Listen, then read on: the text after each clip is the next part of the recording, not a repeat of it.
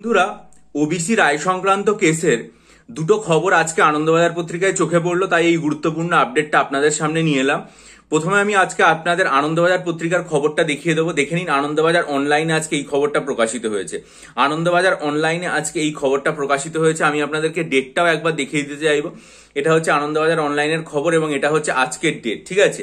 পাশাপাশি আমি আপনাদেরকে দেখাবো যে উত্তরবঙ্গ সংবাদ পত্রিকাতেও দেখুন এই খবরটা বেরিয়েছে। নিচে দেখুন ডেটটাও দেওয়া আছে। এটা উত্তরবঙ্গ সংবাদ পত্রিকায় এই খবরটা প্রকাশিত হয়েছে, ঠিক আছে।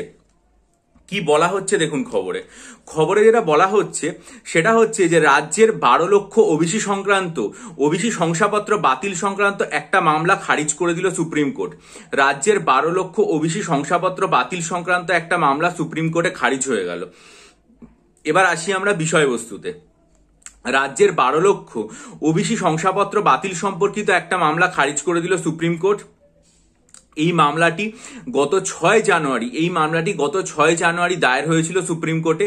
31শে জানুয়ারি সম্মাননীয় বিচারপতি বি.আর. গাভাই এবং সম্মাননীয় বিচারপতি অগাস্টিন জার্জের যে বেঞ্চ, সেখানে এইটার শুনানি হয় এবং সেখানে বলা হয় যে ওবিসি শংসাপত্র বাতিল নিয়ে কলকাতা হাইকোর্ট যে রায় দিয়েছে তাতে আর কোনো রকম ভাবে হস্তক্ষেপ করা যাবে না, ঠিক আছে। তাহলে এখানে যেটা বলা হলো সেটা হচ্ছে কি না, সেটা পরিষ্কারভাবে বলে দেওয়া হচ্ছে যে শীর্ষ আদালতে যেই নতুন মামলাটা করা হয়েছিল সেটা করেছিলেন কে, সেটা 6 জানুয়ারি এই মামলাটা করেছিলেন অবনী কুমার ঘোষ।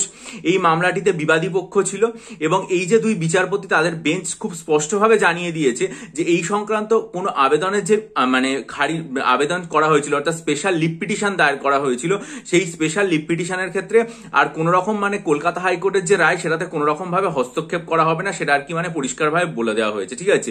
অর্থাৎ এটা খুব গুরুত্বপূর্ণ খবর। এটা আপনাদেরকে এই জন্যই আপনাদের সামনে এনে দিলাম। এবং আপনারা যদি মনে করেন যে আপনারা এটা কলকাতা হাইকোর্টের যে আর কি অফিসিয়াল ওয়েবসাইটে আছে, তাহলে কলকাতা হাইকোর্টের অফিসিয়াল ওয়েবসাইটে গিয়েও আপনারা এটা চেক করে নিতে পারেন। আমি আপনাদেরকে এটা দেখিয়ে দিচ্ছি যে কলকাতা হাইকোর্টের অফিসিয়াল ওয়েবসাইটে গেলে আপনারা এটা পরিষ্কারভাবে দেখতে পাবেন। এখানে আমি বলে দিচ্ছি যে এটা হয়েছিল আইটেম নাম্বার 21, কোর্ট নাম্বার 2 হয়েছিল।